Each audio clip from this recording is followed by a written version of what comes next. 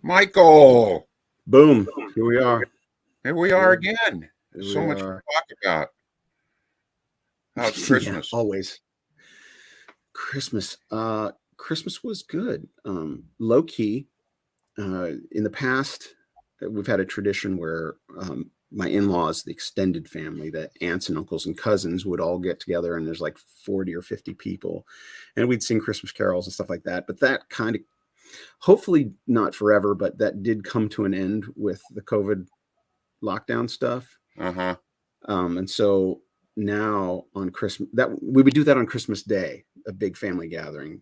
But now it was just the mother-in-law and the brother and sister-in-law and me and my kids. So it was a small, quiet, but it was nice. It was relaxing. It was fun. And you, how was your Yeah. Christmas? I had an unusual Christmas. We had to pick my wife's son up at the airport in Las Vegas. So You had to drive to Vegas, huh?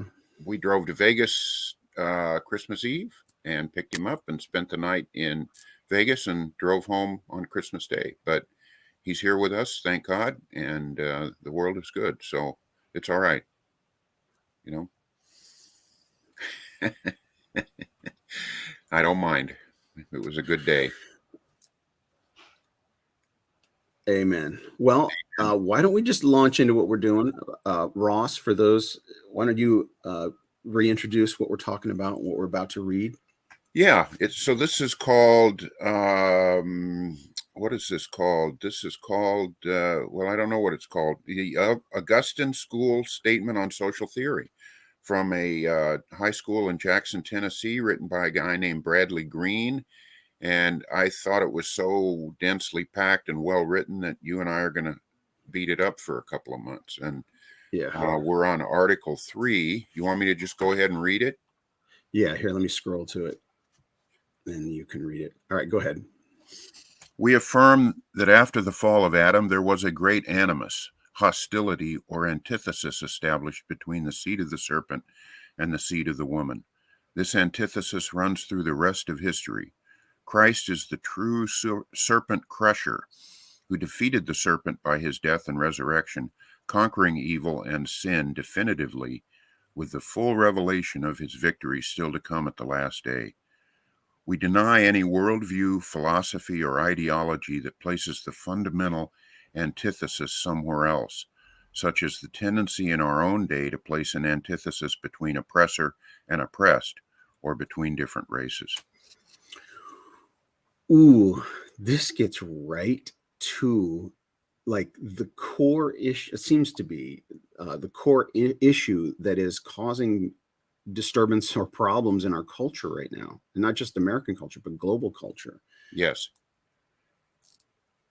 You know, I want to introduce an idea. I have this saying that I invented, and it goes like this: the proper reaction to an overreaction is not an overreaction in the other direction. Mm. And that really, to me, just kind of sums up human history, doesn't it? So for the last, 150 years since slavery, and before that, we've been, to some extent, greater or lesser, a racist country with some of those tendencies, and a lot of people who denied it and didn't deal with it properly. So now, as a culture, we're coming to terms with it, but instead of trying to find a proper, balanced, thoughtful middle ground, we're just taking the whole thing and going all the way over in the other direction, which is exactly what we do without Christ, isn't it? And then the problem with that is that the people that are born into this then only see the racism now in the other direction. And when they grow up and are in power, they're going to throw it back again in the other direction. And it just goes back and forth and back and forth. So I think as followers of Jesus Christ, we're called to find that really difficult middle ground that involves humility and love and thoughtfulness and really thinking about it. It's that walking on the fence analogy that I talked about last week. Yep. So right. To sum up, what the answer to our past racism is not a new racism, That's right? right. The That's right. it's the overreaction, right? You don't the proper response to an overreaction is not another overreaction. That's right. That's right. And I think part of the issue is, maybe this is the primary issue, is there is not one agreed upon or accepted authority that people will follow, right? Like some ancient cultures will have the oracle, right? There's the wise person, or the seer, or the person that everybody defers to as the ultimate arbiter of truth. Whatever that wise person says, we will follow. That's But right. in today's age, you have so many voices and so many ways to hear those voices, that whoever's just shouting the loudest tends to get the attention, right? Right. And it's a fringe, tiny Marxist group, right? It's this part where we deny any worldview, philosophy, or ideology that places the fundamental antithesis somewhere else, such as the tendency in our own day to place an antithesis between oppressor and oppressed, or between different races. So that's Marxism. It's that we are it's an inherent power struggle, right? That's what Marxism said. There's an Right. inherent power struggle between the ruling class and the subject class, and that obviously is based on observation. Yes, that happens, but that's not the fundamental struggle, That's right? right. The fundamental struggle is sin, right? And between man and God, and it's not God as an oppressor; it's God as the creator and ruler of all things. And all humans are sinful, and you're born into your status. You are not responsible for your status. You are born into it, and it is incumbent upon you to do the best with what you've been given, not to complain, not to feel victimized, but to rise above it and keep your eyes focused on that one, right? Because That's right. we don't have a seer or an oracle in our culture, but there is one oracle in all culture that transcends all cultures, and it's the word of God, right? That's It's the right. presence of God. And there was another tangent I was going to go on. I can't remember what it was. Well, let me say something while you're thinking about it. I Yes. think as followers of Jesus Christ, I think that it's just going to get more and more important as the culture unwinds further and further, that we focus on the main thing that Jesus gave us to do, which is love. How do we proclaim Christ in this culture? And the way we do it is with calm, rational, thoughtful, loving dialogue. It's like we've lost the ability to just talk to each other. And I got to throw stones at us, at the Christians too, because we should be the ones that are on top of this. We should be the ones, if we follow what the Bible says, we should be the ones that are the best at dialogue without hatred and animosity and judgmentalism. And we stink at it just as bad as everybody else. And for to a great degree. So I think it's easy to get political, it's easy to get moralistic, but what does the Bible say about how people are going to come to Christ? How we're going to be the salt and light of the world? And that is, if we're the calm ones, if we're the ones that are just taking care of business as the day goes on, not taking things personally, just love your neighbor, love your enemy, work on that. That's what we ought to be doing. And it's the kindness of God that leads to repentance, right? Yes. That it's the Yes. kindness of God that leads people.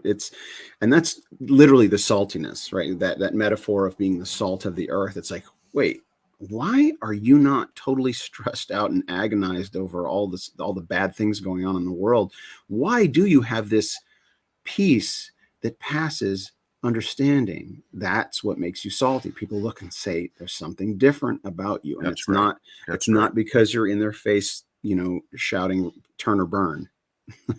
Yeah. right? Yeah. It's because you have true peace, right? It's not something you can gin up. It's not something you can put on.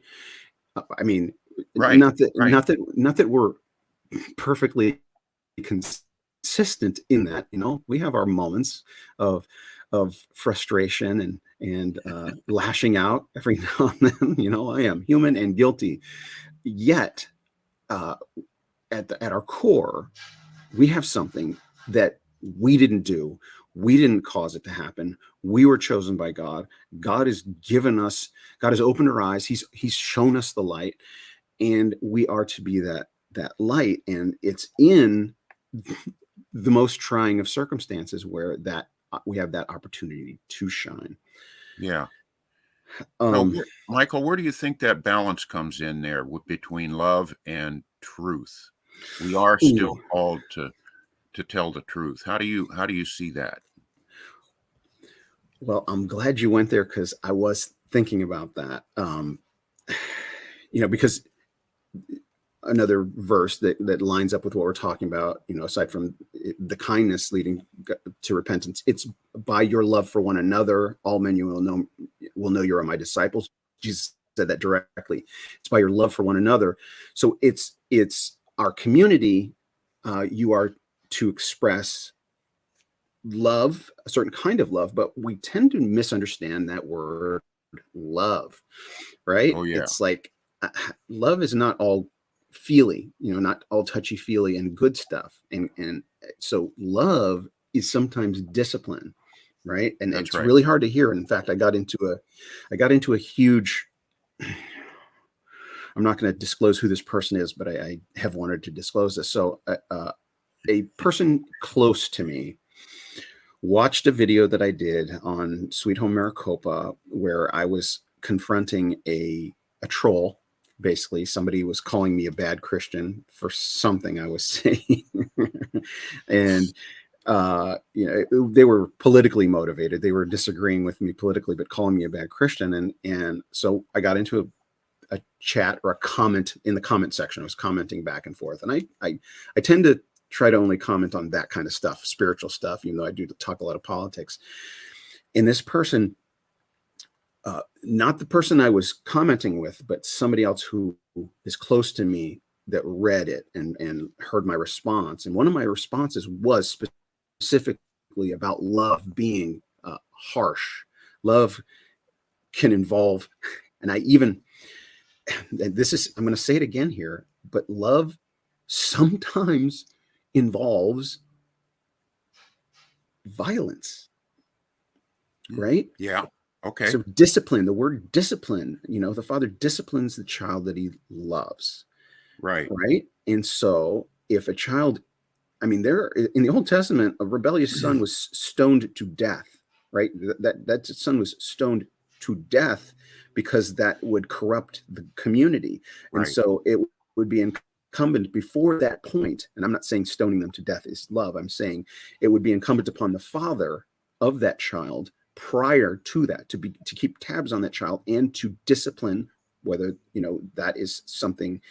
I'm not going to talk about corporal punishment, but I made that statement, and this person was very, very hurt because they had an abusive father, and so they took it to the extreme, thinking that I was equating violence with love, Yeah.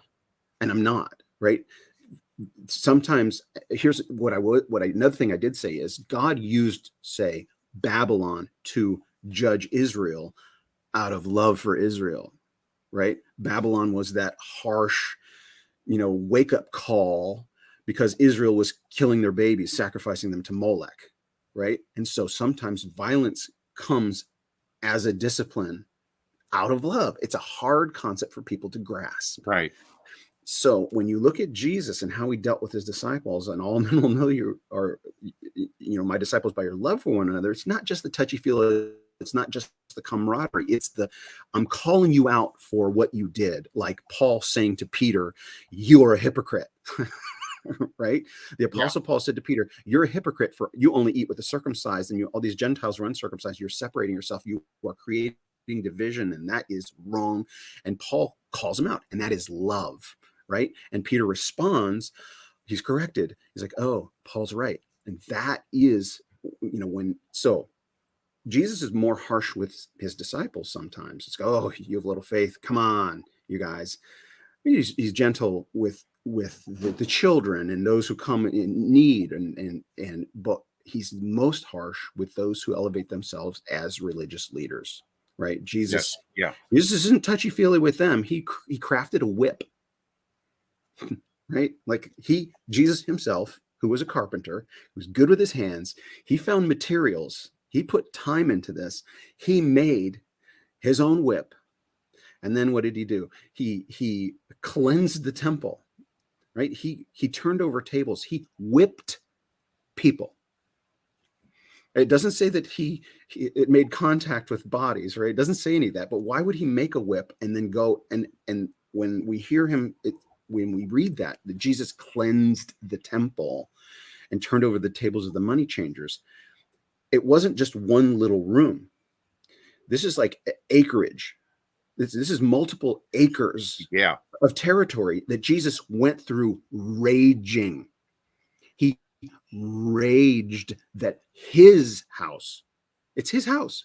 The temple is his house, not in a metaphorical sense. He shows up. He's like, this is my Father's house. All of the design that was given to Moses way back then that you followed to build this thing was a picture of me. And now I'm here and you guys are doing this. And he raged through there violently.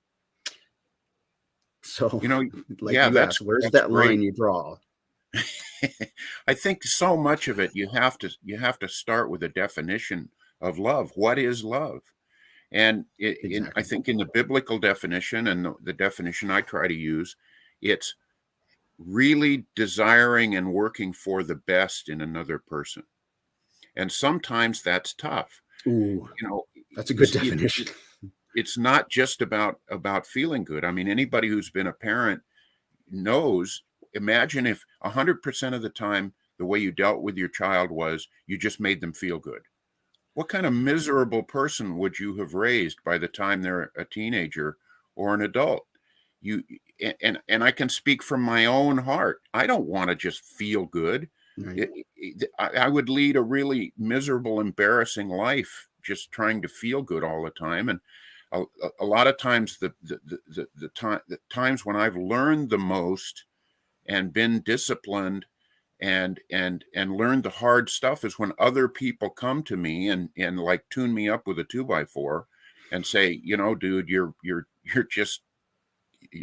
dead wrong here and you're embarrassing yourself and you're not a good witness to the Lord. You need to fix that. And I got to take that. I got to take that and think about it and pray about it and be humble about it. And I'll tell you, a lot of times, my personal life, God talks to me very directly and clearly through other people. That's just the way he talks to me. And you got to roll with that kind of thing. And so you're right. Love is sometimes really hard and really tough. But if it's real love, where the person is actually caring about you and thinking about you and praying about you, you need to just humble yourself and be there. It's okay. It's okay. And to reinforce this as a biblical principle, we say it all the time: iron sharpens iron. Yeah. Right. Iron sharpens iron. It's like you need to love your brother so much that if he is in the wrong, you're gonna rub him right. You're gonna rub that rough edge off on him, and he's gonna do the same for you, right? So, yeah. There's another one that says that blows from a brother are a good thing, right? Blows and wounds from a brother. It's like it's shape you up, Oh man. So here's the hardest 5 words in the Bible, right? And you can spend your entire life figuring this out. Speak the truth in love. Figure out how to do that. You need humility, you need prayer, you need closeness to God, you need knowledge, you need wisdom, you need real love and compassion for other people. It's easy, here's this fence thing again. It's easy to be like the most compassionate, soft, wonderful, cuddly person in the world, and you'll never get anything done. It's easy to be the most truthful person in the world, and everyone will hate you. because you won't have any compassion. Speak the truth in love. Paul says that is a command. I can dedicate my life to trying to do that, and I'll maybe get very slightly good at it. But that's the Bible command, and that's what that salt and light that we should be talking about. I heard a teaching on that that has stuck with me, and I'll never shake it. And it's been very helpful and very useful. So we just want to speak the truth, Right. right? And that's our culture, right? It's like we want to speak the truth. It's also our And religion. It's also a lot of churches tell us about truth, but the whole love part is missing. yeah, like it's people would use truth as a cudgel, right? Use truth Right. as a just a harsh, right? We all recognize truth when we see it, right? Unvarnished truth is we're just designed to recognize truth. However, the in love part is the parameters, right? The truth is the flame in the fireplace, and the in love is the fireplace, right? The truth is the flame. It can destroy. It'll destroy. If you don't put it in a context, it's going to destroy. That's And right. so, And it will not fix, it will not have the effect you want on the other person. yeah, the other person's not going to hear it. They're going to be consumed by the truth and destroyed by the truth That's rather right. than encouraged and strengthened. So, what's That's the right. in love part in this teaching that I heard? The in love part is the how, when, the where. How, when, and where, right? How you say it, when you say it, where you say it. You Mm, don't just say it as soon as it occurs to you. And that's the problem. People just, it pops out of their mouth and they say it and it's destructive and it causes division. I mean, some people are primed to hear it no matter what, and they'll hear it, but you have to take into consideration all of those contexts. How is this person going to be affected by this? Is there a better way to communicate this to them? Sometimes speaking the truth in love is not saying a word, but just loving that person that's right. until they're able to hear it, right?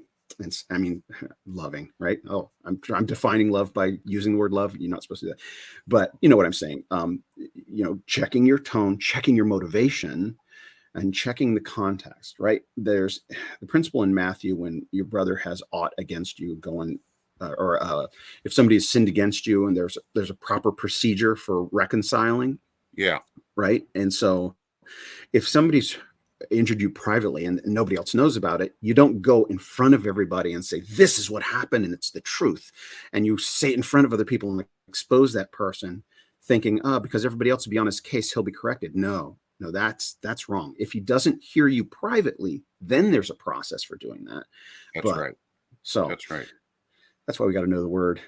Let's in these last 6+ minutes, I want to get back to I want to, well, let's just revisit what we're talking about. Because, well, after the fall of Adam, there was a great animus, hostility, or antithesis established between the seed of the serpent and the seed of woman. So the seed of the serpent, Christ is the Well, true serpent crusher. I Sorry, can go ahead. tell you that in my heart, sometimes I judge the Bible so much on just looking at the effect that it has on me, and then I kind of carry that out to figure out that's probably true for everybody. And a lot of times, I think I said this maybe last week. There's times when I'm in the Lord, worshiping, enjoying Him. I couldn't be in a better place, and the very next thought is as horrible and sinful as is possible to be. Right. Hmm. And so there's a part of me that wants to have nothing to do with God and His ways. And I think that's what for me, that's what that first paragraph is talking about. I don't naturally tend to want to know about Him, or want to know what He thinks, or want to know what He thinks I ought to do with my life. I can handle it very much myself, thank you. It's a constant battle for me to return to Him, to go back to Him, to think, yep, He is only the God of the universe. He ought to know better than I. But why is that thought so hard to come to? Mm-hmm. It's very logical, but in my heart, I don't want it. And so that's what I see in that first paragraph. We are born wholly selfish.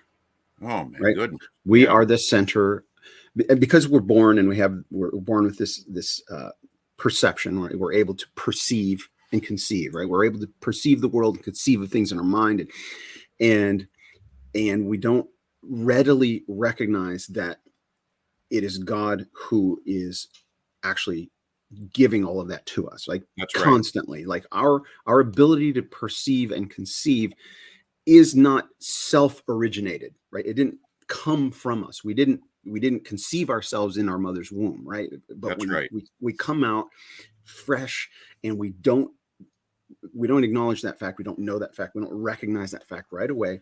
And so we're conditioned. That's the sin. Like the sin nature is that we are the center of the universe and we all think we are the most right. I was having this thought the other day on a prayer walk I go on every evening. It's like every person on the planet, maybe not every person, but it seems like a general attribute that we all think we are more right about more things than others around us. I mean, we acknowledge there are people that are smarter in specific fields and specific areas, but we tend to think we are correct, more correct than people around us. That's And right. that is the sinful nature. That is like humble yourself because and here's a good definition of humility that I heard that stuck with me as well. Uh-huh. Humility is the correct analysis, or an accurate assessment of yourself in the light of who God is, right? Wow. Yeah, An I like that. accurate That's a good assessment of definition. yourself in the light, right? There's a guy that I listen to, a Bible teacher that I listen to, who talks about the difference between like people that have a problem when you say, well, how can there be free will if there's a God who knows everything and is all powerful and all knowing? How could there be such a thing as free will? And people use the analogy of, say, Shakespeare and Hamlet, right? Who wrote the speech? Who delivered the speech? Was it Hamlet or Shakespeare? Right? Hamlet's right. It's not. It's about 90% Shakespeare and 10% Hamlet. No, it's 100%. 100%. Shakespeare wrote it, created it, and Hamlet is within another universe, and he is 100% responsible for it in that universe. Yeah, And so that analogy, people say that breaks down because we are not like Hamlet. We're greater than Hamlet himself, and that's us focusing on why the metaphor breaks down, because we're focusing on ourselves. We are better than Hamlet, but nobody thinks that God is greater than Shakespeare. right. Right? People tend to leave that part out. It's like, but the analogy breaks down because we're bigger and better than Hamlet. So that's where the analogy breaks down. Yeah. Well, as bigger and better than Hamlet as you and I are, how exponentially greater is God than Shakespeare? And that solves all the problems. God can not only foreordain your free will, but he can make it freely chosen, right? Like he not only is he making foreordaining your decisions, but he's foreordaining that your decisions are chosen freely by you. That's And right. that's a concept that's a bit out, difficult to grasp. We don't think about that every day, but it I think it satisfyingly resolves that issue of God's sovereignty versus free will. How do we get there? I don't know, but I'll tell you, I'm gonna let you wrap this up here. well, we only have a minute left, but Yeah. I I have sometime we'll do a show or two or three on that because I have a really good um, I think analogy to use because I believe in absolute libertarian free will that we have and the fact that God is 100% sovereign. And I think there's a way to work that out, and it goes to this idea we're talking about love, because I saw it in churches I went to when I was a kid. If you don't really believe that we have free will, then love doesn't really exist, because love is by definition freely chosen. And it you sort of, as a Christian, you sort of set into this, well, I'm just going to hole up and wait out the second coming, and then we'll be in heaven and everything will be great. And you don't really involve yourself in getting into the dirt of loving people and caring for people and being involved, because you just think God has it all wrapped up and there's no free will. So this is a really, really big, important issue. Yep. Well, thank you, Ross. I look forward to this every Wednesday. Got to wrap it up here. All Come right, back brother. next week, everybody. I'll see y'all. Bye.